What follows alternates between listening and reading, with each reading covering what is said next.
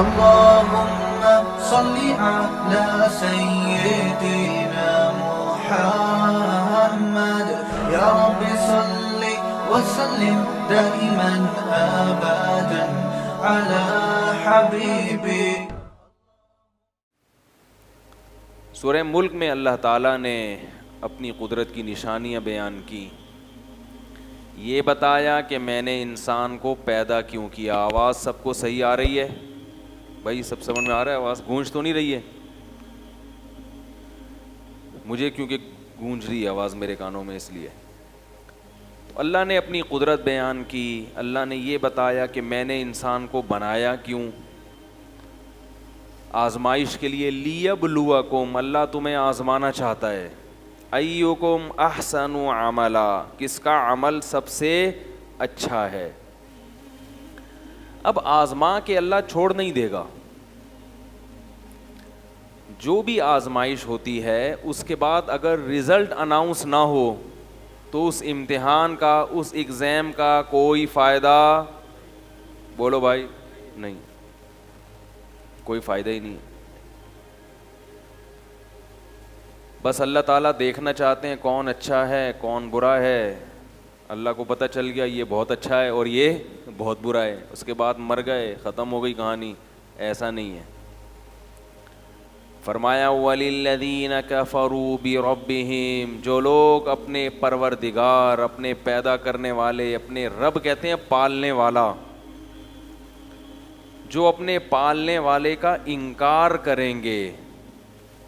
انکار کے نا مختلف درجات ہیں. ایک انکار تو یہ کہ ہم مانتے ہی نہیں کہ کوئی ہے پیدا کرنے والا، یہ بھی انکار ہے. ایک انکار یہ ہے کہ مانتے تو ہیں کہ اس نے پیدا کیا مگر اس کی نہیں مانتے. یہ بھی کیا ہے؟ ایک قسم کا انکار ہے. ایک انکار یہ ہے کہ مانتے تو ہیں کہ اس نے پیدا کیا، وہ ہے کریٹر، وہ ہے بنانے والا، مگر عبادت اس کے ساتھ دوسرے کی بھی کریں گے،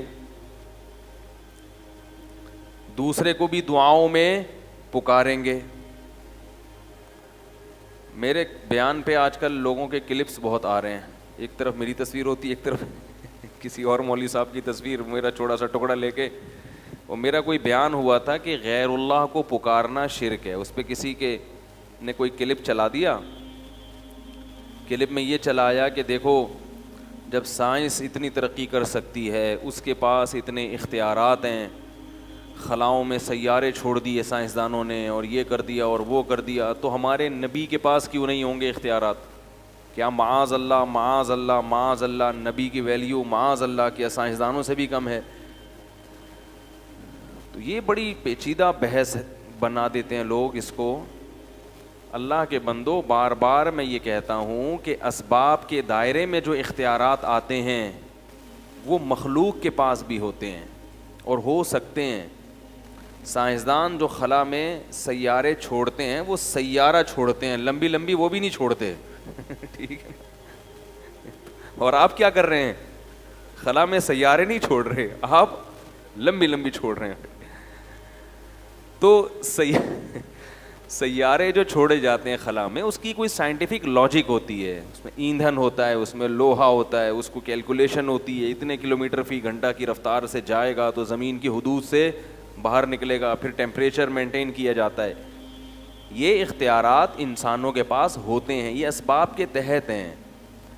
شرک یہ ہے کہ جو چیز اسباب کے تحت نہیں ہے، اسباب کے دائرہ کار میں نہیں آتی، جس کی کوئی لاجک نہیں بنتی، اس قسم کے اختیارات کا مخلوق کو مالک سمجھا جائے. یہ پنکھا ہٹا دیں، یہ شور پیدا کر رہا ہے. اس قسم کے اختیارات کا مخلوق کو، بولو بھائی، بول لیا کرو، مالک سمجھا جائے.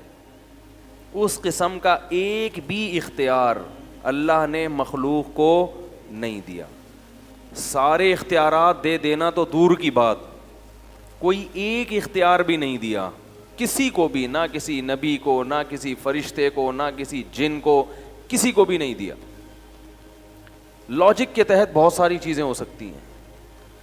بڑے بڑے حکیم ہیں، ایسے ایسے مرض کے علاج کر دیے انہوں نے, لیکن علاج کیا ہے, کوئی ایسا کام کیا, کوئی ایسی دوا ایجاد کی جو دوا جراثیم کو مارتی ہے جا کے. علاج کی دو قسمیں, علاج بالضد اور علاج بالمثل. بالضد یہ کہ اس کے جراثیم کو مارنے والے جراثیم داخل کی, بالمثل یہ کہ ویسے ہی اسی جیسے حفاظتی ٹیکوں میں وہی جراثیم داخل کر دیے جاتے ہیں تاکہ جسم میں فائٹ کی صلاحیت بڑھے. تو یہ سب چیزیں ایسی ہیں جن کی کوئی لاجک ہے, لاجک سے ہٹ کے کام یہ اللہ کے سوا کوئی بھی نہیں کرتا.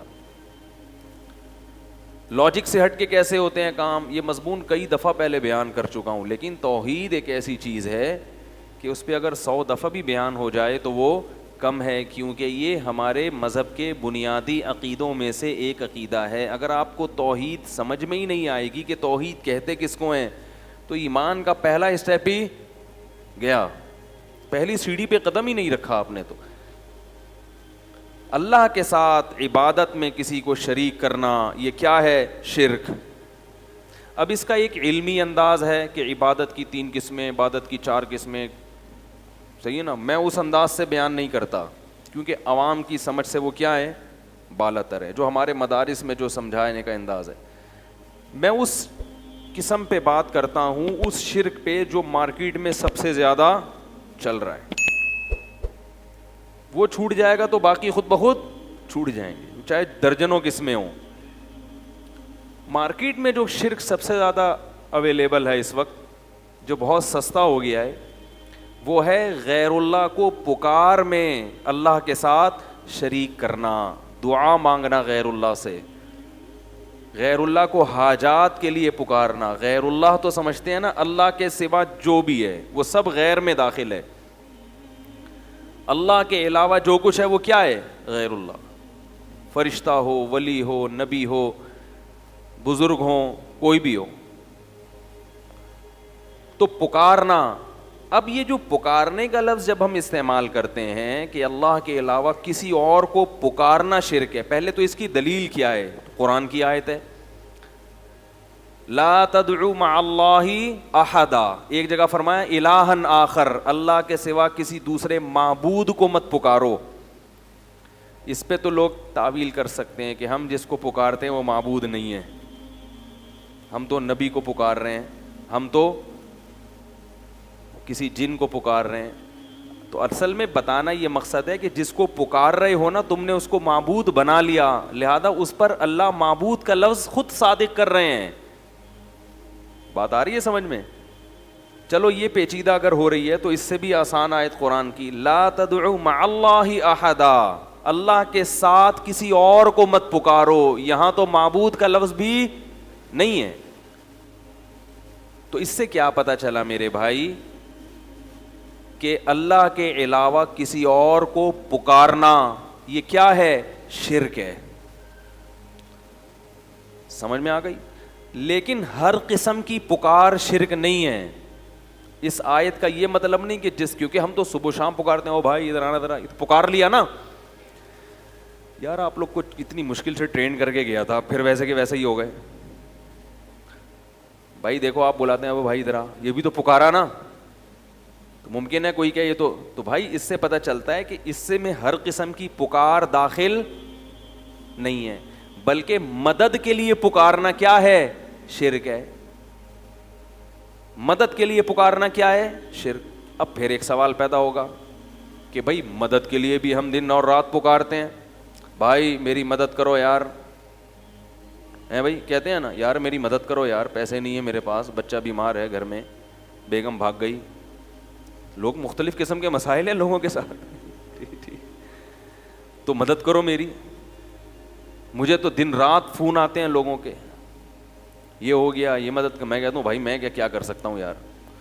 تو مدد کے لیے پکارنا یہ بہت اہم چیز ہے کہ کس قسم کی عمومی مدد کے لیے پکارنا شرک نہیں ہے. ایسا نہیں کہ جو بھی جس کو مدد کے لیے پکارے گا وہ کافر ہو جائے گا. ایسے تو ہم ہیلپ لائن کا مطلب ہی مدد, ہیلپ کا مطلب کیا ہے, مدد کریں. ہیلپ لائن پہ فون کریں آپ تو مدد ہی کے لیے وہ نمبر دیا گیا ہے. تو پتہ یہ چلا کہ بھائی ہر قسم کی پکار بھی شرک نہیں ہے, اور ہر قسم کی مدد کے لیے پکارنا بھی شرک نہیں ہے. تو ایسی پکار پھر کون سی پکار شرک ہے؟ تو جب بھی کوئی کہا کرے نا آپ سے کوئی بھی کہ غیر اللہ کو پکارنا شرک نہیں ہے, تو اس سے پوچھا کرو پھر کون سی پکار شرک ہے کون سی نہیں. قرآن کی آیت کا آپ ہمیں مطلب بتا دو تو ہم اپنا والا مطلب چھوڑ دیں گے, آپ کا والا مطلب لے لیں گے. لیکن نہ تو آپ اس آیت کا کوئی مطلب ہمیں بتاتے ہو اور نہ پھر اس مطلب کو مانتے ہو جو ہم بیان کر رہے ہیں, تو پھر اس آیت کا تو یہ تو لغو ہو گئی نا, اس کا تو کوئی مفہوم بنا ہی نہیں بھائی. کیا خیال ہے؟ وہ کہتے ہیں نا غیر اللہ کو پکارنا اگر شرک ہے تو تم بھی تو پکارتے ہو, تم بھی تو پکارتے ہو. تو آپ کہیں کہ آپ بتا دو پھر اس آیت کا صحیح مطلب کیا ہے, کون سی پکار شرک ہے اور کون سی پکار شرک نہیں ہے. ہم ایک مطلب بیان کر رہے ہیں جو قرآن و حدیث سے ثابت ہے. اگر آپ کو وہ سمجھ میں نہیں آتا تو پھر آپ بتا دیں. تو نہ آپ بتا رہے ہیں نہ ہمیں بتانے دے رہے ہیں. پھر اس آیت کی تو اس کا مطلب ہے 1400 سال میں کوئی تشریح ہوئی نہیں. یہ مطلب کیا ہوا پھر اس کا؟ تو آپ اگر نہیں بتاتے تو پھر ہم بتاتے ہیں. وہ یہ ہے کہ مدد کے لیے پکارنے کی دو قسمیں ہیں, ایک حرام اور ایک جائز, ایک شرک اور ایک شرک نہیں ہے. دو قسمیں. ایک مدد وہ ہوتی ہے جو کسی لاجک کے تحت آپ کی مدد کرے گا, جس کو آپ بلا رہے ہیں مدد کے لیے. جیسے میں آپ سے مدد مانگتا ہوں ڈوبتا ہوا, میں ڈوب رہا ہوں, اللہ نہ کرے سمندر میں ڈوب رہا ہوں, آپ ساحل پہ کھڑے ہیں, میں کہتا ہوں پلیز ہیلپ می, مدد کرو میری. کیا مطلب؟ فون کرو حکومت کو, جو غوطہ خور ہیں ان کو جا کے بتاؤ, ہیں بھائی, یہی ہوگا نا. تو یہ سب لاجک ہے نا اس کی. بھائی آپ چلیں گے, ٹانگیں استعمال کریں گے, فون کریں گے, فون کے بٹن گھمائیں گے تو لہریں, ریڈیائی لہریں استعمال ہوں گی, ٹھیک ہے نا. آپ کی آواز کو ریڈیائی لہروں میں چینج کرنے کا ایک انہوں نے مشین بنائی ہوئی ہے, نمبر ہیں. یہ سب چیزیں ایسی ہیں جو لاجک ہے اس کی, کوئی نہ کوئی وجہ ہے اس کی, خود بخود نہیں ہو رہی ہے. لیکن اگر میں سمندر کے اندر ڈوب رہا ہوں, مجھے پتا ہے کہ نہ کوئی کشتی پہنچ سکتی ہے, نہ ساحل تک میری آواز پہنچ سکتی ہے, کوئی بھی اس وقت کسی بھی لحاظ سے اسباب کی دنیا میں میری مدد نہیں کر سکتا, کیونکہ سمندر کے بیچ میں اکیلا ہوں, کشتی الٹ گئی ہے, نہ میرا موبائل کام کر رہا ہے یا موبائل پانی میں ڈوب گیا ہے. ایسے موقع پہ اگر میں کسی کو پکاروں گا تو اس پکار پہ لبیک کہنے کی کوئی سائنٹیفک لاجک, کوئی سائنسدان اس کو تسلیم نہیں کرے گا. کوئی سائنسدان یا کوئی عقل مند آدمی نہیں کہہ سکتا کہ بھائی اس وقت کوئی کہہ رہا ہے, نہ کوئی اتنی دور تو انسان کی آواز نہیں پہنچ سکتی, ٹھیک ہے نا. اور ایسے موقع پہ کوئی آپ کی آواز سن ہی نہیں سکتا, کیونکہ انسان کی سماعت بھی ایک حد تک ہے, اس سے زیادہ انسان سننے کی صلاحیت بولو بھائی نہیں رکھتا. ایسے موقع پہ آپ اللہ کے علاوہ اگر کسی کو پکارو گے, اللہ تو سن سکتا ہے, ہر وقت ہر ایک کی پکار سنتا ہے, بلکہ اللہ تو اگر آپ ڈوب بھی گئے نا, مر بھی گئے, پھر بھی نکال کے زندہ کر سکتا ہے. اس کے ہاں تو کسی چیز کی لاجک کا ہونا اس کی کوئی حیثیت ہی نہیں ہے. تو مردے کو بھی زندہ کر سکتا ہے. تو مردے کو جو زندہ کر سکتا ہے وہ تیرتے ہوئے کو بچا کیوں نہیں سکتا؟ وہ چاہے مچھلی کو حکم دے آپ کو اپنی پشت پہ بٹھا کے کنارے پہ لے آئے, اور چاہے تو کسی کو بھی حکم نہ دے, کن کہے اور آپ ہوا میں اڑتے ہوئے آئیں اور ساحل پہ گر جائیں. کیونکہ جب اس نے اس کائنات کو بنایا تو اس کائنات کے وجود میں آنے کی کوئی لاجک تھی نہیں نا. دیکھو ایک چیز جب وجود میں آتی ہے تو اس سے چیزیں بنتی ہیں. ارے بھائی آم کا درخت وجود میں آیا, گٹھلی تو تھی نا, گٹھلی نہیں تھی تو پھر درخت کہاں سے آئے گا؟ آپ کہہ سکتے ہو کہ گٹھلی نہیں تھی تو درخت سے گٹھلی, تو درخت ہی نہیں تھا تو گٹھلی کہاں سے آئی؟ بھائی ہم تو زمین میں گٹھلی بوتے ہیں, درخت نکلتا ہے, یہ لاجک ہے, بایولوجی میں پڑھایا جاتا ہے. بھائی گٹھلی میں یہ ہوتا ہے, پھر یہ ہوتا ہے, پھر یہ ہوتا ہے, پھر یہ ہوتا ہے, پھر یہ ہو جاتا ہے. لیکن اس کا بایولوجی کے پاس کوئی جواب نہیں ہے کہ جب گٹھلی نہیں تھی تو درخت کیسے بنا, اور جب درخت ہی نہیں تھا تو آم کیسے پیدا ہوا, جب آم ہی نہیں تھا تو اس میں گٹھلی کہاں سے آ گئی. تو یہاں کیا ہے, اللہ نے اپنی کن کی قدرت سے آم کی گٹھلی کو پیدا کیا, بولا ہو جا اور وہ ہو گئی. یہاں کوئی نہیں کر سکتا, گٹھلی نہیں پیدا کر سکتا. یہ جو سوال اٹھایا جاتا ہے کہ مرغی پہلے پیدا ہوئی یا انڈا, یہ بھی اس لیے اٹھایا جاتا ہے کہ یہاں آ کے انسانی عقل ہتھیار ڈال دیتی ہے کہ یار انڈا تو سمجھ میں آتا ہے مرغی سے ہوتا ہے, میڈیکل سائنس میں بتایا جاتا ہے کہ یہ باجرہ کھاتی ہے تو یہ ہوتا ہے, پھر یہ ہوتا ہے, پھر یہ تو سمجھ میں آ رہا ہے, انڈا تو سمجھ میں آ گیا. اور انڈے سے چوزے نکلنے کا پروسیس بھی, اس کی بھی کوئی لاجک ہے جو سائنس نے, لیکن پہلی دفعہ کیسے ہوا جب کچھ بھی نہیں تھا, تو اتنا کچھ کیسے ہو گیا؟ تو ظاہر ہے ایسے ہو گیا کہ اللہ نے کہا ہو جا اور وہ ہو گیا. وہ تو پھر اللہ نے چلا دیا, ایک چین میں سب کو چلا دیا. پہلی دفعہ ایسے ہی کون ہو جا اور وہ ہو گیا, کیونکہ اس کے بغیر ہو نہیں سکتا. میں اکثر مثال دیتا ہوں, ماں کے پیٹ میں دل دھڑکتا ہے جب, تو پہلی دفعہ کیسے دھڑکتا ہے, اس کی آج تک کسی کی سمجھ میں لاجک نہیں آئی. بھائی پہلی دفعہ تو جب دماغ سے کرنٹ ہی نہیں جائے گا تو دھڑکے گا کیسے, اور جب دھڑکے گا نہیں تو دماغ میں کرنٹ کیسے پیدا ہوگا؟ تو اللہ نے کہا ہو جا, وہ کیا ہوا, ہو گیا. تو اللہ کو یہ طاقت ہے کہ وہ کچھ کرنے کے لیے کسی سبب کا محتاج اور صغرے کبرے میں لانے کا محتاج نہیں ہے. ایسا نہیں ہوتا اس کو پہلے یہ کرنا پڑے پھر اس کے نتیجے میں یہ ہوگا تو پھر یہ نتیجہ نکلے گا. وہ ڈائریکٹ نتیجے تک پہنچ سکتا ہے, لیکن اس کی مصلحت نہیں ہے, لہذا وہ اس نے نظام کو اسباب کے تحت چلا دیا.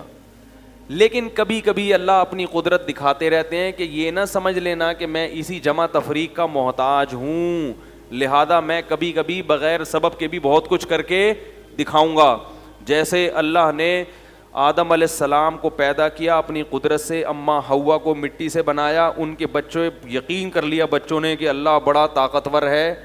دیکھو ابا کو بھی ہمارے, کیونکہ ان کے بچے آدم علیہ السلام کے بچے دادا تلاش کرتے رہے, ان کو دادا نہ قبر ملی نہ دادا ملے. وہ سوچتے تھے یار یہ کیسے ہو گیا, تو ان کو یقین آ گیا کہ یہ کس نے پیدا کیا ہے, اللہ نے. کیونکہ آدم علیہ السلام سے پہلے کا ان کو کوئی نہ کوئی مجسمہ ملا, جیسے ڈارون کہتا ہے نا پہلے یوں تھا یوں, کچھ بھی نہیں ملا. کچھ تو تھوڑا سا ہوتا نا کہ جو آدم علیہ السلام سے آخری, جو ڈارون کے نظریے کے مطابق وہ آخری جانور جو انسان میں کنورٹ ہوا ہے, تو کچھ تو نظر آتے نا اس کے. آدم علیہ السلام بتاتے یہ والا میں تھا جو اس کے بعد اب ترقی کر کے میں یہاں تک پہنچا ہوں. ان کو تو 100% یقین تھا کہ اللہ ہر چیز پر قدرت رکھتا ہے, تبھی آدم علیہ السلام کے بچے غیر مسلم نہیں تھے, فرما بردار اور نافرمان تھے, مشرک نہیں تھے, اور اللہ کے وجود کا یقین بھی کرتے تھے. تو یہ سلسلہ صدیوں تک چلا ہے. سب کو پتا تھا یار ہمارا نسب جا کے رک جاتا ہے کہاں, آدم پہ. اس کے بعد تو چلو میاں بیوی میں ملاپ ہوا, بچے پیدا ہو رہے ہیں, اس کی تو کوئی لاجک بنتی ہے, یہ کیسے ہوا؟ تو مانتے تھے کہ کس نے پیدا کیا, اللہ نے. نوح علیہ السلام کئی صدیوں کے بعد آئے ہیں آدم علیہ السلام کے, ان کے دور میں بھی اللہ کے وجود کا انکار کسی نے نہیں کیا. ان کے دور میں شرک تو پھیلا ہے, شرک کہ اللہ نے اختیارات دے دیے دوسروں کو بھی. جیسے اللہ نے بغیر کسی لاجک کے بس مٹی سے پتلا بنایا آدم کا, اور ان کی پسلی سے اماں حوا کو نکالا, کن ہو جا اور وہ ہو گئے. تو جیسے اللہ کو اس قسم کے اختیارات ہیں کہ وہ کر لیتا ہے بغیر کسی لاجک کے بھی, تو نوح علیہ السلام کے دور میں پہلی مرتبہ یہ شرک ہوا کہ اللہ نے دوسروں کو بھی یہ اختیارات دے دیے ہیں کہ وہ بھی جب چاہیں اپنی مرضی سے کچھ کر سکتے ہیں بغیر کسی, بول لو یار اتنی دیر سے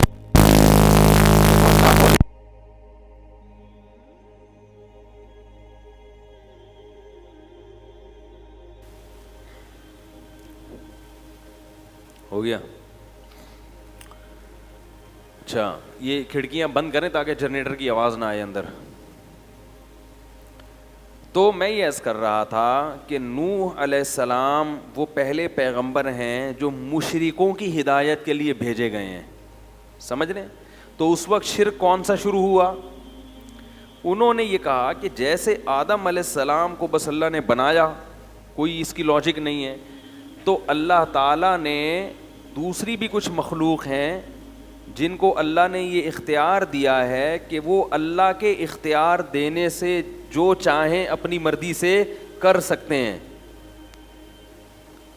سمجھ رہے ہو؟ تو یہ یعنی کب شروع ہوا یہ والا شرک؟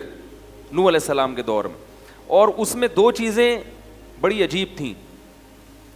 ایک یہ کہ انہوں نے یہ نہیں کہا کہ اللہ نے ان فلاں فلاں کو تمام اختیارات دے دیے ہیں، بلکہ اس والے کو اللہ نے بارش کا اختیار دیا، اس والے بت کو اللہ نے ود، سوا، یغوث، یعوق، نصر، یہ 5 بت تھے مشہور. تو کیا کہتے تھے؟ اس کو اللہ نے بارش کا اختیار دیا کہ یہ اپنی مرضی سے جب چاہے گا بارش برسا سکتا، باقی چیزوں میں یہ دخل اندازی نہیں کر سکتا. یعنی اگر بادل نہیں بھی ہیں، کوئی محکمہ موسمیات والے کہہ رہے ہیں کہ کوئی امکان نہیں ہے، لیکن یہ شوں کرے گا اور بادل آ جائیں گے. یہ بہت اہم مضمون ہے، اس کو اچھی طرح سمجھیں. اور جو شارٹ کلپ بنا کے فتنہ اور فساد پھیلا رہے ہیں نا، وہ پورے میری اس مضمون کو شائع کریں، پھر اس کا جواب دیں مجھے. دوسرا، وہ کہتے تھے اولاد کا اس کو ہے، یہ فلاں والے کو ہے، یہ اولاد دلوا دے گا آپ کو، چاہے کوئی سائنٹیفک لاجک نہیں ہوگی اولاد کی، کوئی اس کے بھی اولاد کے جراثیم نہیں ہے، بیوی بھی بانج ہے، مگر یہ اس کے پاس جب جاؤ گے، اس سے دعا مانگو گے تو اولاد کیا ہو جائے گا؟ اولاد ہو جائے گی. اس لیے نہیں کہ اس کو اختیار ہے، بلکہ اللہ کے اختیار دینے سے اس کے پاس بھی اختیار آ گیا ہے. کیونکہ اتنی سینس ان میں بھی تھی کہ یہ پتھر کے بنے ہوئے بت یہ تو تھے ہی نہیں، یہ کیا کر سکتے ہیں، یہ تو ہم نے بنائے ہیں اپنے ہاتھوں سے. لیکن وہ یہ کہتے تھے کہ ان کو گاڈ گفٹڈ صلاحیتیں ان کے اندر.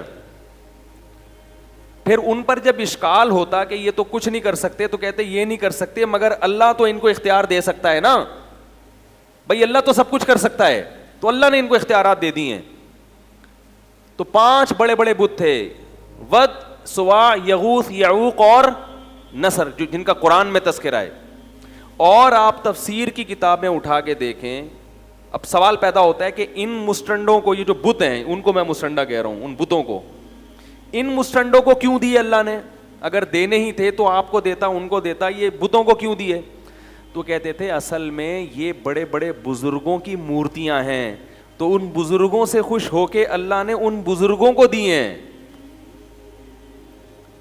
اب اگر کہو ان بزرگوں کو کیوں دیے، تو آپ کہیں گے جب اللہ اپنی عطا سے کسی کو دے رہا ہے تو آپ کون ہوتے ہیں اس پہ پابندی لگانے والے. یہ میں اس لیے تمام چیزیں دہرا رہا ہوں کہ بالکل یہی اسٹائل ہے آج شرک کو معاشرے میں پھیلانے کا، کہ اگر اللہ اپنے نبی کو کچھ اختیارات دینا چاہ رہا ہے تو ان وہابیوں کے پیٹ میں مروڑ کیوں ہوتا ہے.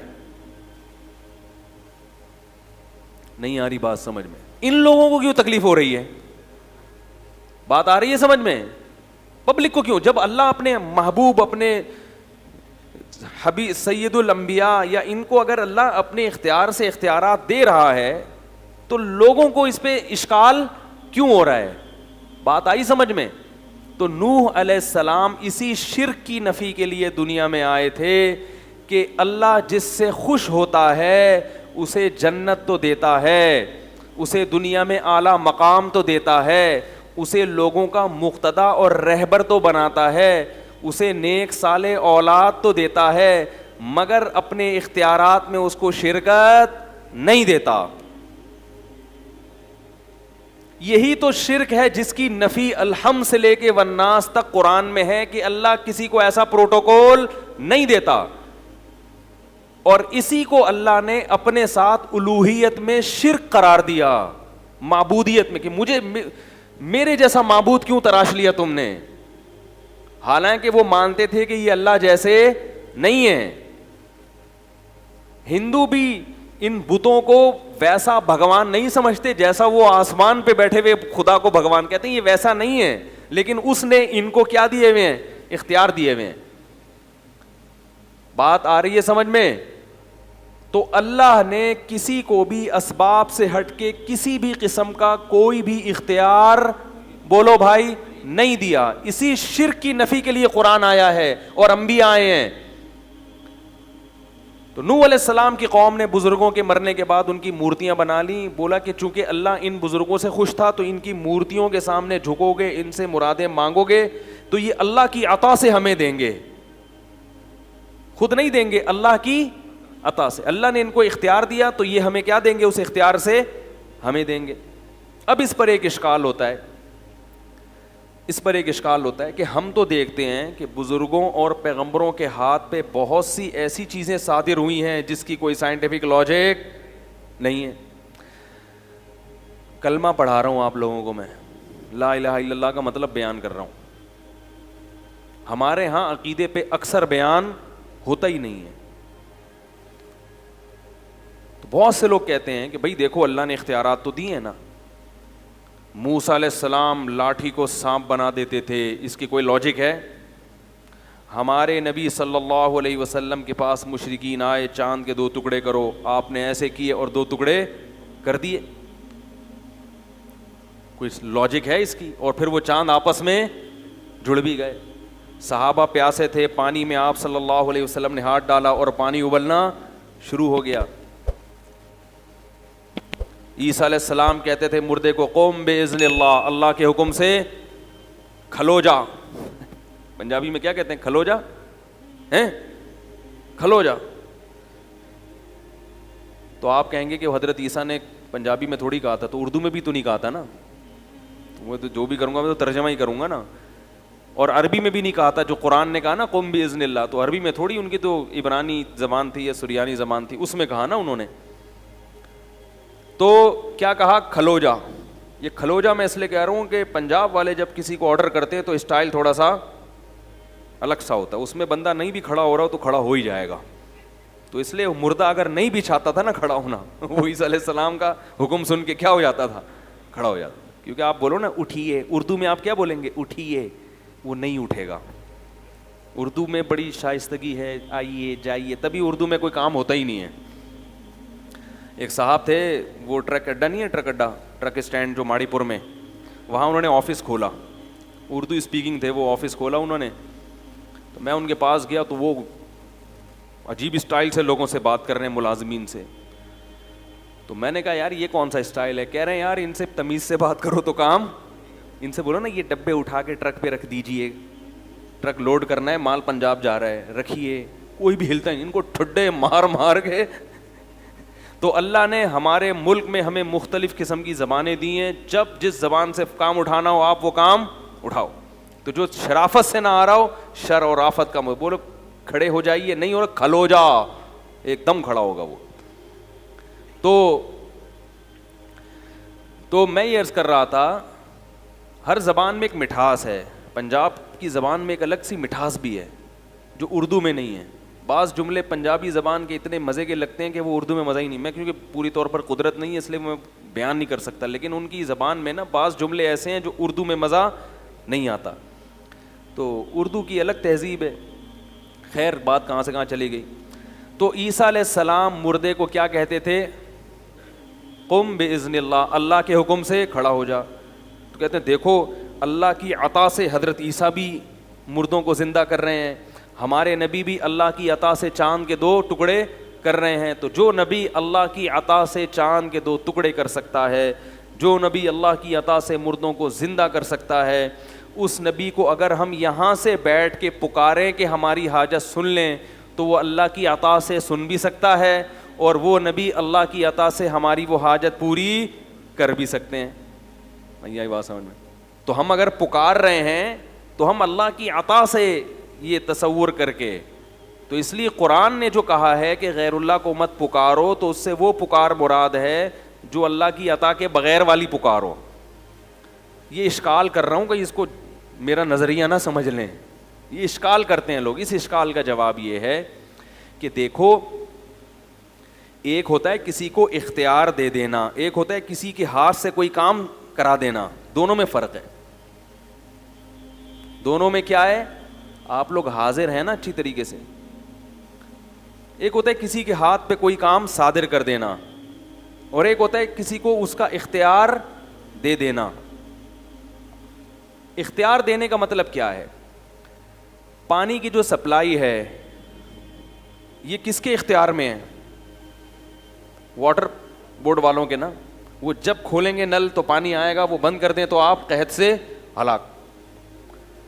ملک کا جو وزیر اعظم ہے یا جو صدر ہے وہ واٹر بورڈ والوں سے محض کام نہیں لیتا بلکہ باقاعدہ اس نے واٹر سپلائی کا ان کو اختیار دے دیا ہے کہ اب میرے در پہ آنے کی ضرورت نہیں ہے.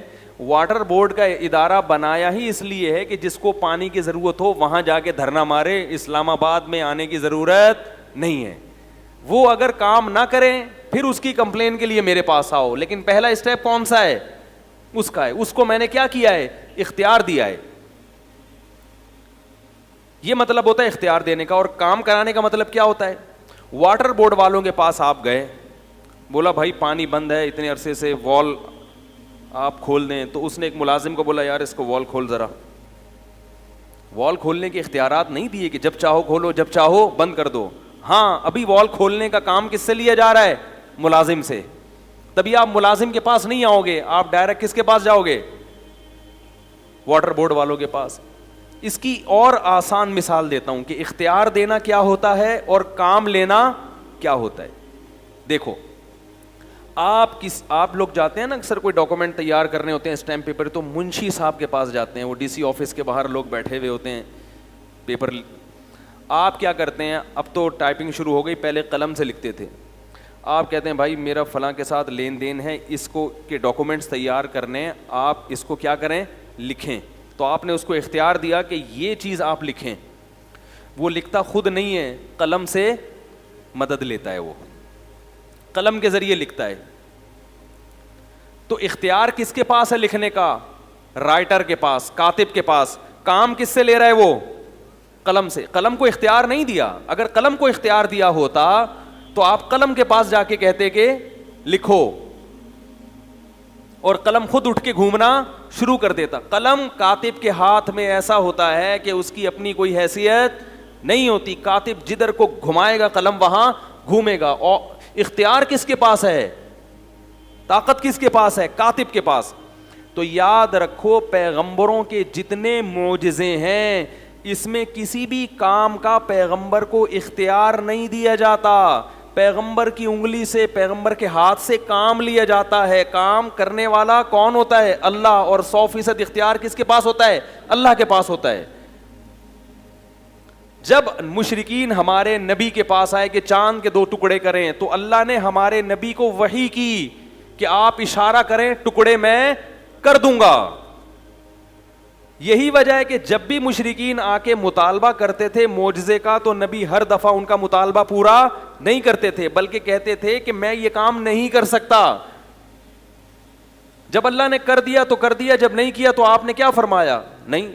آپ سورہ بنی اسرائیل اٹھا کے دیکھیں, لن نؤمن لکا, ہم تجھ پر ایمان اس وقت تک نہیں لائیں گے. مشرکین کہتے اے نبی اس وقت تک ایمان نہیں لائیں گے حتی تفجر لنا من الارض ینبوعا, آپ اشارہ کریں اور زمین سے چشمہ جاری ہو جائے. او تکون لک جنۃ من نخیل وعنب, اشارہ کریں ایک باغ کھجور کا اور ایک انگور کا پیدا کریں. یہ مطالبہ کون کر رہا ہے؟ بولو بھائی مشرکین. اور کس سے؟ نبی سے. اور اس کا تذکرہ کہاں ہے؟ قرآن میں. یہ سارے مطالبے ہو رہے ہیں نا کہ یہ کریں آپ. اور یکون لک بیت من زخرف, ایک گھر ہونا چاہیے سونے کا, اشارہ کریں ادھر سونے کا گھر بن جائے. او ترقا فی السماء, ابھی ہمارے سامنے آسمان پہ جائیں. ہم کہتے ہیں نبی آسمان پہ گئے ہیں, یہ معجزہ تھا, لے جانے والا کون ہے؟ اللہ. اسباب کی دنیا میں اپنے اختیار سے انسان اتنی اوپر نہیں جا سکتا. ممکن مر جائے گا نا انسان, ہے آکسیجن بھی نہیں ہے, اور اتنی یہ اللہ کی قدرت تھی کہ اپنے حبیب کو 7ویں آسمان پہ لے گیا. تبھی اس میں کوئی اعتراض بھی نہیں ہے, اشکال بھی نہیں, بھئی اللہ سب کچھ کر سکتا ہے. تو او ترقا فی السماء, آسمان پہ جائیں. لن نؤمن لرقیک حتی تنزل علینا کتابا نقرأ, اور ہم جانے پر یقین نہیں کریں گے جب تک ہمارے سامنے آسمان سے قرآن لے کر نہ آئیں. ہم اس کو پڑھیں گے پھر پتہ چلے گا کہ یہ واقعی, ہمیں تو نہ جبریل نظر آتے ہیں آسمان سے جو لے کر آ رہے ہیں, یہ تو سب چیزیں آپ دیکھ رہے ہیں. ان تمام چیزوں کا نبی نے جواب کیا دیا قرآن میں.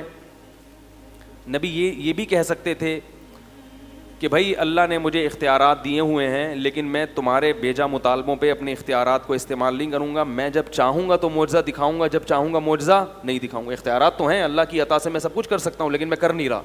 یہ نہیں فرمایا.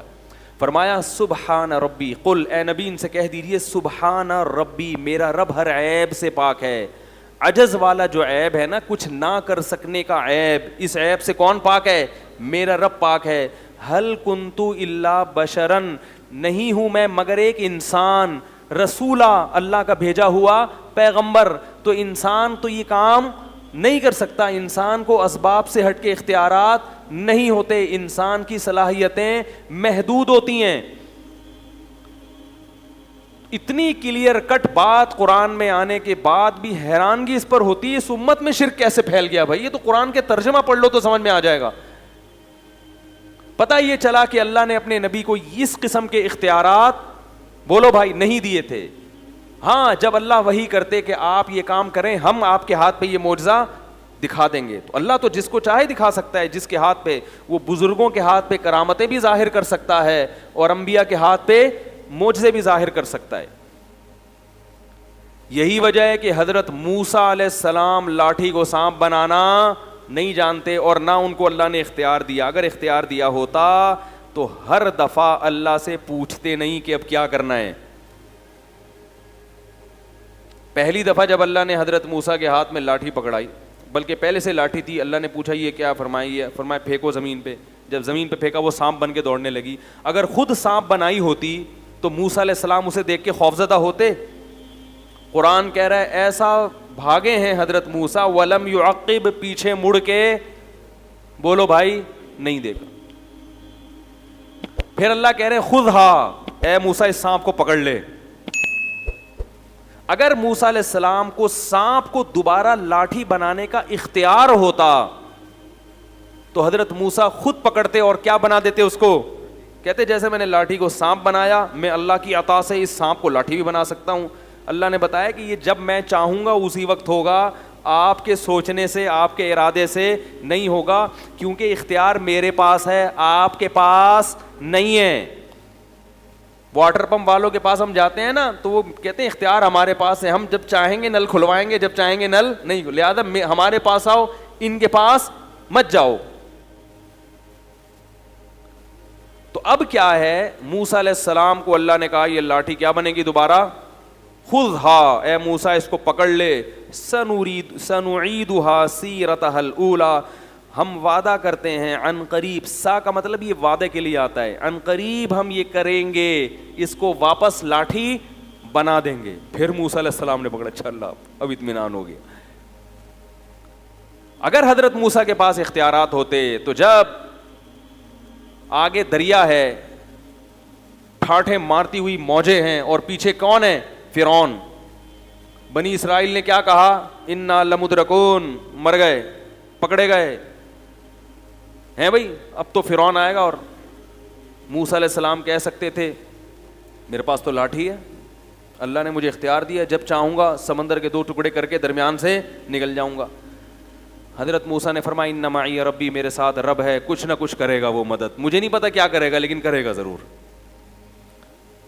تو اللہ نے کیا کہا اس لاٹھی کو, اے موسیٰ اضرب بعصاک, اپنی لاٹھی مار کہاں پر, البحر, سمندر پہ. فکان کل فرق کالطود العظیم, دونوں طرف کی موجوں کو پہاڑوں کی شکل میں روک دوں گا میں. تبھی ہر بات سے پہلے حضرت موسیٰ پوچھ رہے کیا کرنا ہے, کیا کرنا ہے. تو مردوں کو زندہ کرنے سے پہلے بھی حضرت عیسیٰ علیہ السلام کو اللہ بتاتے تھے کہ بولو کھڑے ہو جاؤ مردہ, تو مردہ اللہ کے حکم سے کیا ہو جائے گا, کھڑا ہو جائے گا. مردہ زندہ کرنے کے اختیارات آپ کے پاس نہیں ہیں, آپ کے ہاتھ پہ مردے زندہ کروں گا, اختیار اپنے پاس رکھوں گا, آپ کو اختیار نہیں دوں گا. اب بھی کلیئر نہیں ہو رہی بات تو میرے بھائی پھر تو کیسے سمجھائیں یار, کیسے سمجھائیں. میں ان لوگوں سے کہتا ہوں جو غیر اللہ کی پکار کو جائز سمجھتے ہیں, دیکھو میں فرقہ پرست آدمی نہیں ہوں, نہ میں کفر اور شرک کے کسی متعین شخص پہ فتوے لگاتا ہوں, لیکن آپ اپنی آخرت کی فکر کرو. ابراہیم علیہ السلام نے اپنی قوم کو سمجھایا کہ شرک چھوڑ دو, شرک چھوڑ دو, قوم نہیں مانی. ابراہیم علیہ السلام نے کہا انما اتخذتم من دون اللہ اوثانا مودۃ بینکم فی الحیات الدنیا، تمہارے آپس میں ریلیشن اچھے ہیں، اس ریلیشن کی وجہ سے میری بات کا انکار کر رہے ہو، لیکن یہی تعلقات قیامت کے دن تمہارے نقصان کا سبب بنیں گے، ایک دوسرے کے دشمن بن کے ایک دوسرے کے گریبان پکڑو گے۔ اس لیے میں اللہ کا واسطہ دے کے ان لوگوں سے کہتا ہوں جو یہ کہتے ہیں کہ اللہ نے اپنے نبی کو بھی اختیارات دی، ہم نبی سے بھی مانگ سکتے ہیں، بزرگوں سے بھی مانگ سکتے ہیں، مزاروں پہ بھی سجدے کر سکتے ہیں، تو یاد رکھو کہ اگر آپ اپنی اس روش سے باز نہیں آئے، اور تو یہ بھی کیا ہے، یہ آپس کے مسلک پرستی، پیر پرستی، میرے دامت برکاتہم نے کہہ دیا، ایسا نہ ہو کہ جیسے ابراہیم علیہ السلام اپنی قوم کو ڈرا رہے تھے تو وہ ڈر وہ تنبیہ ہمارے لیے بھی ہے کہ یہی تعلقات قیامت کے دن ایک دوسرے کے لیے عذاب بن جائیں گے۔ اللہ شرک کے معاملے میں بہت غیرت رکھتا ہے، وہ کہتا ہے نہ میں نے کسی کو اختیار دیا، لم یتخذ ولیا من الذل، نہ کسی کو کمزوری کی وجہ سے میں نے اپنا ولی بنایا، نہ وزیر بنایا۔ وزیر ہوتا ہے نا کہ کچھ کام آپ کریں گے، کچھ اختیارات اس کے پاس ہیں، کسی کو نہیں، بلکہ اللہ نے کہا قرآن میں مثالیں دی ہیں، ضرب لکم مثلا من انفسکم، اللہ فرماتے ہیں ابھی بھی سمجھ میں نہیں آیا تو میں تمہیں ایک مثال دیتا ہوں تمہاری ہی، هل لکم مما ملکت ایمانکم من شرکاء فیما رزقناکم، کہ تمہارے جو غلام ہوتے ہیں کیا تم ان غلاموں کو اپنے ساتھ شریک کرتے ہو اپنی پراپرٹی میں؟ فرمائے کہ جب پراپرٹی جو کم درجے کی چیز ہے اور تمہارے غلام بھی کم درجے کے ہیں، تمہارا اپنے غلاموں سے اتنا اوپر رتبہ نہیں ہے جتنا میرا مخلوق سے اوپر کا مقام ہے، غلام بھی تمہاری طرح کا انسان ہے، تم اس کو شریک نہیں کرتے اپنی پراپرٹی میں، تو میں اپنے اختیارات میں اپنی مخلوق کو کیسے شریک کروں گا؟ جبکہ مخلوق کا جو مقام ہے، دیکھو ہمارا جو غلام سے رشتہ ہوتا ہے تو غلام بھی انسان، ہم بھی کیا ہیں؟ انسان، تو اتنا کم درجے کا نہیں ہوتا ہم سے، لیکن مخلوق تمام کی تمام اس کا تو اللہ سے کوئی اس لحاظ سے رشتہ، جو یعنی جنس کے لحاظ سے تو کوئی رشتہ بنتا ہی نہیں ہے نا، وہ مخلوق ہے، وہ خالق ہے، اولاد اور باپ کا رشتہ نہیں ہے، بھائی بہن کا رشتہ نہیں ہے۔ فرمایا انتم الفقراء الی اللہ، سب کے سب فقیر و محتاج ہو میرے، کسی کو میں نے کسی بھی اختیار میں شرکت نہیں دی ہے، سب اپنے پاس رکھا ہے۔ تو اس لیے بھائی یہ بہت خطرناک شرک ہے جو آپ کی قبر کو آگ سے بھر دے گا، آپ کی بخشش کی دعا کو حرام کر دے گا آپ کے والدین اولاد کے لیے، اولاد کو اجازت نہیں ہوگی کہ آپ کے لیے بخشش کی دعا مانگیں۔ اب بات سمجھ میں آئی کہ معجزہ الگ چیز ہے، اختیار دینا الگ چیز ہے۔ بالکل اس کی مثال ایسے ہے، بارش اللہ برساتا ہے، برسانے کا کام کس سے لیتا ہے؟ فرشتوں سے، کہتے ہیں بارش برسانے کا فرشتہ یہ فلاں، تو کام اللہ کسی سے بھی لے سکتا ہے، فرشتوں سے بھی، پیغمبروں سے بھی، اولیاء اللہ سے بھی، مگر اختیار کس کے پاس ہے؟ تبھی ہم بارش کی دعا، بارش کے لیے فرشتوں کو نہیں پکارتے، اسی طرح میرے بھائی بارش کے لیے پیغمبروں کو بھی نہیں پکارتے۔ فرشتے نے حضرت مریم کو اولاد عطا کی، قرآن میں آتا ہے، سمجھو اس کو اچھی طرح۔ جبریل آئے حضرت مریم کے پاس، مریم نے پوچھا کون ہو؟ فرمایا فرشتہ ہوں، انسان نہیں ہوں۔ کیوں آئے ہو؟ لِأَهَبَ لَكِ غُلَامًا زَكِيًّا، بیٹا دینے کے لیے آیا ہوں۔ تو کیا اللہ نے جبریل کو اختیار دے دیا کہ اولاد دیں؟ نہیں اختیار دیا، اللہ بیٹا دے رہے ہیں، پھونک کس کی استعمال ہو رہی ہے؟ بولو بھائی، جبریل کی۔ یہی وجہ ہے کہ جب بھی اولاد مانگی جاتی ہے کبھی بھی کسی فرشتے سے یا جبریل سے، بولو نا، نہیں مانگی جاتی۔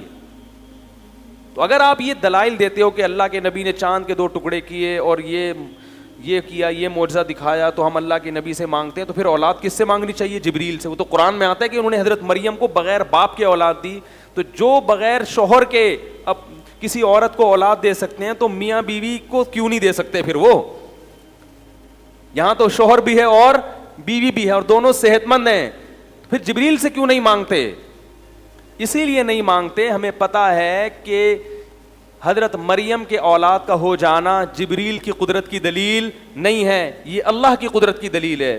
اور اس سے یہ بھی پتہ چلا کہ یہ جو نسبت ہے کہ میں تمہیں اولاد دے رہا ہوں، یہ نسبت حقیقی نہیں ہے، مجازی ہے۔ بعض دفعہ کسی کے ہاتھ پہ جب کوئی کام ہوتا ہے تو نسبت اس شخص کی طرف کر دی جاتی ہے, کیونکہ بعض لوگ یہ بھی دلیل دیتے ہیں کہ دیکھو نبی نے کہا کہ میں یہ کرتا ہوں, میں یہ کرتا ہوں. حضرت عیسیٰ نے کہا ابریح الاکمہ, میں کوڑ کے مریضوں کو اور مادرزاد نابیناؤں کو میں شفا دیتا ہوں. تو اس سے پتہ چلتا ہے کہ حضرت عیسیٰ دے رہے ہیں نا, تو اللہ نے اختیار دیا, تبھی تو حضرت عیسیٰ کہہ رہے ہیں میں یہ کام کر رہا ہوں. اس کا جواب سمجھیں کہ بعض دفعہ ایسے ہوتا ہے, اس کو کہتے ہیں نسبت مجازی. دیکھو زبان میں نا مجاز بہت چلتا ہے. میں اس کے ایک مثال دیتا ہوں کہ آپ کیا کہتے ہیں میری گاڑی پنچر ہو گئی, حالانکہ گاڑی نہیں, گاڑی کا ٹائر پنچر, لیکن نسبت آپ نے گاڑی کی طرف کر دی سہولت کے لیے. آپ کہتے ہو یار اس دعوت میں فلاں بندہ 3 ڈشیں کھا گیا, حالانکہ ڈش کوئی کھا سکتا ہے, ڈش کے اندر جو چاول تھے وہ کھائے ہوتے ہیں, لیکن نسبت کس کی طرف کر دی؟ تو لغت میں, زبان میں, انگریزی ہو, اردو ہو, عربی ہو, سب میں یہ چلتا ہے کہ کرنی کسی اور کی طرف نسبت چاہیے تھی. اس کو مجاز کہتے ہیں. آپ کسی کو شیر کہتے ہیں تو مجازہ نہیں ہے, حقیقت نہیں ہے, مجاز لے کے لگ رہا ہے دیکھنے میں شیر. حرکتیں کیسی ہیں؟ شیر جیسی. حرکتیں کتے جیسی ہوں تو لوگ پیار سے ایسے آدمی کو کیا کہتے ہیں؟ بولو نا, کتا کہتے ہیں. نفرت سے. اب دیکھو نفرت سے کہتے ہیں, مگر میں نے اس کے لیے لفظ کیا استعمال کیا؟ پیار سے. یہ بھی مجاز ہے کہ آپ بالکل اس کے اپوزٹ لفظ استعمال کرتے ہیں اس کو کلام میں چاشنی پیدا کرنے کے لیے, ورنہ کسی کو پیار سے کتا نہیں کہا جاتا. پیار سے کتا. دیکھو 2 آدمی بہت لڑ رہے ہو نا, اور ہمیشہ ایک دوسرے کے خلاف نفرت ہو, تو مجازن کہہ دیے جاتے ہیں یار ان دونوں کی تو محبت ہی کبھی ختم نہیں ہوتی, پتہ نہیں کیوں اتنی محبت کر رہے ہیں, مقصد کیا ہوتا ہے, نفرت کیوں کر رہے ہیں. تو مجاز میں اپوزٹ چیزیں چلتی ہیں. دیکھو قرآن میں آتا ہے, قرآن میں اللہ تعالیٰ کا ارشاد ہے کہ حلال و حرام کرنے کا اختیار صرف کس کے پاس ہے؟ اللہ کا. نبی نے ایک مرتبہ قسم کھا کے شہد کو اپنے اوپر حرام کر لیا کہ میں شہد نہیں کھاؤں گا. قرآن نے کہا لما تحرم ما احل اللہ لک, اللہ نے جس چیز کو حلال کر دیا آپ اسے حرام کیوں کر رہے ہو؟ کیا مطلب؟ یہ آپشن, یہ اختیار کس کے پاس ہے؟ آپشن تو نہیں کہیں گے اس کو, آپشن تو دو چیزوں کا ہے. یہ کس کے, یہ طاقت کس کے پاس ہے؟ نبی اللہ کے حلال کو بیان کرتے ہیں, خود سے نبی حلال نہیں کرتے, نہ کسی چیز کو حرام کر سکتے ہیں نہ حلال, یہ تب اللہ کے پاس ہے. تبھی اللہ کے نبی نے اپنے اوپر ایک چیز کو حرام کیا, اللہ نے کہا آپ نے کیسے حرام کر لیا, لہذا اس قسم کو توڑیں, کفارہ ادا کریں. لیکن ایک جگہ قرآن میں آتا ہے, عیسیٰ علیہ السلام نے کہا ولی احل لکم بعض الذی حرم علیکم. عیسیٰ علیہ السلام بنی اسرائیل کے پاس آئے اور کہا میں اس لیے آیا ہوں کہ چند چیزیں جو تم پر حرام کر دی گئی تھیں اللہ ہی کی طرف سے, میں ان کو حلال کرنے آیا ہوں. ایک طرف قرآن کہہ رہا ہے کہ آپ کوئی حلال و حرام نہیں کر سکتا, ایک طرف عیسیٰ ابن مریم کہہ رہے ہیں کہ میں کیا کرنے آیا ہوں؟ حلال. تو اصل میں یہ بھی نسبت کیا ہے؟ مجازی, کیونکہ کریں گے اللہ ہی حلال, اس حلت کو بیان حضرت عیسیٰ کریں گے, اس لیے حضرت عیسیٰ نے مجازن اپنی طرف اس کی نسبت کر دی. تو مجازن نسبت اس طرح قرآن میں بھی ہوئی ہے, جیسے وہ سلیمان علیہ السلام کا تخت اٹھا کے لائے ایک بزرگ. سلیمان علیہ السلام نے کہا کہ ایکم یاتینی بعرشہا قبل ان یاتونی مسلمین, کون ہے ملکہ سبا کا تخت اٹھا کے لائے گا؟ جن نے کہا میں لاؤں گا, مجلس برخاست ہونے سے پہلے میں حاضر کروں گا. قرآن کہہ رہا ہے جو ایک تھے جن کے پاس کتاب یعنی زبور کا علم تھا, انہوں نے کہا میں پلک جھپکنے سے پہلے لاؤں گا, اور کہا اور تخت حاضر. تو یہ کام کسی انسان کے بس میں نہیں ہے. یہ اختیارات اگر اللہ نے ان بزرگ کو دیے تھے تو پہلے اللہ سلیمان علیہ السلام کو دیتا نا یہ اختیارات, جو نبی تھے. تبھی تو کہنے کون لائے گا بھائی. پتہ یہ چلا کہ لایا کون ہے؟ اللہ ہے. اللہ نے ان بزرگ کے ہاتھ پہ کرامت ظاہر کر دی, لیکن بزرگ نے نسبت اپنی طرف کر دی, کیونکہ ان کو الہام ہوا کہ اللہ آپ کے ہاتھ پہ یہ کام دکھا دے گا. تو انہوں نے کہا میں لے کر آؤں گا, حالانکہ وہ نہیں لا رہے ہیں. جو یوں کر سکتا ہو وہ تو دنیا کا نظام ہی اس کے ہاتھ میں آ جائے گا بھائی.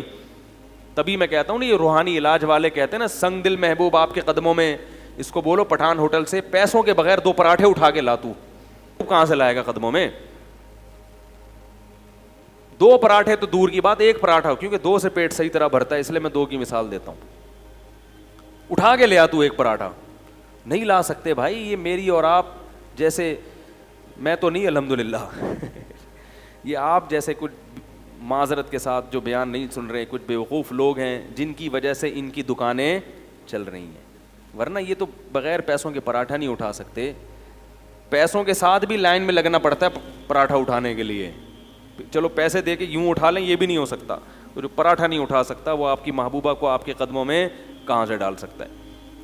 تو انبیاء کرام کا معجزہ سمجھ میں آ گیا کہ جو معجزات انبیاء کے پاس ہوتے ہیں وہ اللہ نے ان کو اختیارات نہیں دیے ہوتے. اللہ جب چاہتا ہے اپنی مرضی سے اپنے کسی حبیب کے ہاتھ پر, اپنے پیغمبر کے ہاتھ پہ کوئی چیز ظاہر کر دیتے ہیں تاکہ لوگوں کو اس کی نبوت پہ یقین آ جائے. اور بزرگ کے ہاتھ پہ اللہ بعض دفعہ کرامت ظاہر کر دیتے ہیں تاکہ لوگوں کو اطمینان ہو جائے کہ یہ اللہ کا محبوب ہے, بشرطے کہ محبوب ہونے کے دوسری چیزیں پائی جائیں, گناہوں سے بچتا ہو, بدعات سے بچتا ہو. تو اگر اس کے باوجود آپ یہ سمجھتے ہیں کہ نہیں ما فوق الاسباب اللہ نے اختیار دیے ہوئے ہیں, تو پھر میرے بھائی یہ شرک ہے. اور قرآن میں جگہ جگہ اس کی نفی ہے کہ میں نے کسی کو بھی اختیارات نہیں دی. اب میں آخری سوال کر کے اپنی بات کو ختم کرتا ہوں. یہ سوال میں پہلے بھی کئی دفعہ دہرا چکا ہوں کہ بھئی جو یہ مانتے ہیں کہ نہیں اللہ نے اپنے پیغمبروں کو اختیار دیے ہوئے ہیں اور وہ جب چاہیں اللہ کی عطا سے حاجت پوری کرتے ہیں, تو پھر میں ایک سوال اکثر دہراتا ہوں کہ اللہ نے کیا تمام اختیارات دے دیے ہیں یا بعض اختیارات دیے ہیں؟ اگر اللہ نے تمام چیزوں کے اختیارات دے دیے ہیں تو پھر ہم کب اللہ کو مانگیں, اللہ سے مانگیں, اور کب اللہ کے نبی سے مانگیں؟ جب سارے ہی دے دیے. بھائی وزیر اعظم اگر مکمل اختیار دے دیتا ہے کسی کو بھی تو پھر وہ وزیر اعظم کے پاس جانے کی ضرورت کیا ہے؟ صحیح ہے نا. پھر تو جب اس کو دے تو وہ بھی دوسرا گویا وزیر اعظم ہی بن گیا وہ تو اگر سب اختیارات دیے ہیں تو پھر ہم کون سی چیز میں اللہ کو پکاریں اور کون سی چیز میں نبی کو؟ یا ساری زندگی اگر نبی ہی کو پکارتے رہیں اللہ کو نہ پکاریں تو کہ یہ کوئی برا کام ہوگا یا اچھا کام ہوگا؟ اس کا جواب دیں. دوسری بات یہ کہ اگر سارے اختیارات نہیں دیے, کچھ چیزوں کے دیے ہیں, تو وہ کچھ چیزیں معلوم ہیں یا مجہول ہیں؟ یعنی وہ کچھ چیزیں ایسی ہیں جو ہمیں پتہ ہے کہ کون کون سی چیزیں ہیں یا ہمیں پتہ نہیں ہے. تو اگر پتہ نہیں ہے تو جب پتہ ہی نہیں تو اختیار دینے کا فائدہ کیا؟ آپ کو جب پتہ ہی نہ ہو کہ وزیر اعظم نے کون کون سا ڈپارٹمنٹ کس کے حوالے کیا ہے تو حوالے کرنے کا فائدہ ہوگا؟ کیا ہو گیا بھائی؟ جب پتہ ہی نہیں کہ کون سی چیز دی ہے, نبی کو کون سی چیزوں کو اختیار دیا ہے, تو جب پتہ ہی نہیں ہے تو ہم مانگیں گے کیسے؟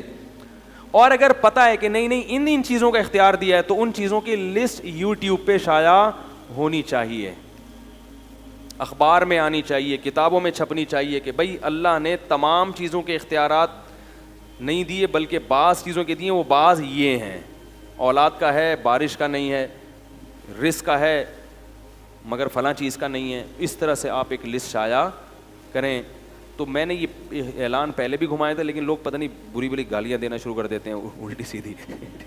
یوٹیوب پہ اپنے خلاف کمنٹس پڑھو نا, آدمی حیران ہوتا ہے یار ہم ادھر لوگ جھک جھک کے مصافحہ کر رہے ہیں اور ادھر ماشاءاللہ ایک عجیب حساب بنا ہوا ہے.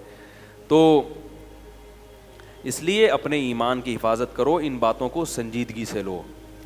صرف اور صرف تمام اختیارات کس کے پاس ہیں؟ اللہ کے. ہاں میں بزرگوں پہ شرک کے فتوے نہیں لگاتا. اگر کسی بزرگ نے کہا کہ اللہ نے فلاں نے کشتی پار لگا دی, فلاں نے یہ کر دی, تو تعویل کر لینی چاہیے. بھائی انہوں نے بھی مجازن نسبت کر دی ہوگی. جیسے میں یہ کہہ دوں کہ حضرت عیسیٰ نے مردے کو زندہ کر دیا, تو یہ حضرت عیسیٰ کی طرف جو میں نے نسبت کی ہے یہ نسبت کیا ہے؟ مجازن. صحیح ہے نا. جیسے لوگ کہتے ہیں نا مفتیوں نے فلاں چیز کو حلال کر دیا ہے, لوگ فتویٰ دیتے ہیں نا, ابے مفتی نے فتویٰ دیا اس کی بیوی کو طلاق ہوئی تھی انہوں نے اس کو حلال کر دیا. تو ایسے آدمی پہ بھی شرک کا فتویٰ لگنا چاہیے, لیکن ہم نہیں لگاتے. اس لیے کہ ہم یہ کہتے ہیں کہ حلال تو یعنی اس کی تحقیق یہ ہے کہ یہ اس کے لیے کیا ہے؟ حلال ہے. تو مفتی کی رائے یہ ہوتی ہے کہ اللہ کی نظر میں حلال ہے, مگر مفتی اس کو بیان کر رہا ہے تو لوگ نسبت کر دیتے ہیں مفتی صاحب کی طرف, انہوں نے حلال کر کے دی ہے. یہ سمجھ رہے ہو؟ تو یہ تعویل جو ہے نا, تعویل شرک کے معاملے میں, کسی پہ کفر کا فتویٰ لگانے کے معاملے میں علماء نے ایک اصول بیان کیا ہے کہ 99 مطلب نکلتے ہوں کسی بات کے, 99 مطلب سے وہ کافر نکل رہا ہو اور ایک اس کی بات کی ایسی تعویل ممکن ہو جس سے اس پہ کفر کا فتویٰ نہ لگ رہا ہو, تو اس ایک تعویل کو لیا جائے گا اور 99 باتوں کو یعنی حتی الامکان کوشش کی گئی ہے کہ کفر اور شرک کا فتویٰ لگانے میں انتہائی احتیاط سے کام لیا جائے. تو بڑے بڑے بزرگ گزرے جنہوں نے مجازن نسبت کر دی کہ فلاں نے کشتی پار کر دی, فلاں نے یہ کر دیا, تو وہ نسبتیں مجازی ہوتی ہیں. ہاں جو آدمی کھلے عام شرک کا پرچار کر رہا ہو اور وہ کہے کہ میں مانتا ہوں یہ مجازی نہیں ہے, وہ خود اپنی بات کی تعویل کرنے کے لیے تیار نہ ہو, تو پھر اس کی تعویل نہیں کی جائے گی. بعض لوگ ایسے بھی ہیں جو کہتے ہیں نہیں بھائی ہم مانتے ہیں کہ ان کو اللہ نے اختیار دیا, یہ جب چاہیں بیٹھے بیٹھے کر سکتے ہیں, ان کو پورا مکمل اختیار دیا, تو پھر اس کی تعویل بھائی پھر تعویل کرو گے تو پھر اس آیت کا مطلب ہی نہیں نکلے گا نا کوئی. کہ جیسے وہ ہمارے اسکول میں قادیانی پڑھا کرتے تھے ہمارے ساتھ, ایک قادیانی تھا, تو وہ بار بار کہتا تھا کہ یہ ہم مرزا غلام احمد کو نبی نہیں مانتے, امام مانتے ہیں. تو میں حیران ہوتا تھا یہ علماء قادیانی کو کافر کیوں کہتے ہیں. تو بڑی بحث ہوتی تھی اس سے, وہ پتہ چلا اپنا عقیدہ چھپاتے ہیں. بعد میں اس کمبخت نے ظاہر کیا کہ نہیں ہم نبی مانتے ہیں. جب ایک آدمی صاف طور پہ کہہ دے کہ میں نبی مان رہا ہوں, پھر اس کا تو کوئی مطلب دوسرا نکلتا نہیں ہے. جب نکلتا نہیں ہے تو پھر خام خواہ میں اس کو دائرہ اسلام میں لانے کی کوشش کر رہے ہیں. سے اپنا دائرہ, اپنے آپ کے دائرے سے نکلنے کا جو ہے نا, دائرے میں جتنی جگہ ہے اتنی ہی پبلک آئے گی. مزید کو گھسیڑو گے تو جو پرانے ہیں وہ دائرے سے نکل جائیں گے, ٹھیک ہے نا. تو سب جنت میں نہیں جائیں گے, جہنم بھی بنائی ہے اللہ نے. کچھ لوگ دائرہ اسلام میں آئیں گے, کچھ دائرہ کفر میں آئیں گے. تو اتنی تعویل کرنا اتنی کہ دائرہ کفر میں کوئی بندہ ہی نہ بچے, تو ایسا نہیں ہوتا بھائی. اسلام کا ایک محدود دائرہ ہے, کچھ مخصوص عقائد ہیں, ان عقائد کے اگر اختیار کرو گے تو دائرہ اسلام میں آ جاؤ گے, ان عقائد کو اگر اختیار نہیں کرو گے تو دائرہ اسلام میں نہیں آؤ گے. اور اس کی بنیادی اور پہلی سیڑھی کیا ہے؟ کلمہ توحید. اور توحید کا میں جو رکن اعظم ہے, اللہ کے سوا کسی کو پکارنا نہیں ہے. یہ والی پکار جس پہ میں نے تفصیلی بیان کیا. اللہ تعالی ہم سب کو سمجھنے کی, عمل کرنے کی توفیق عطا فرمائے.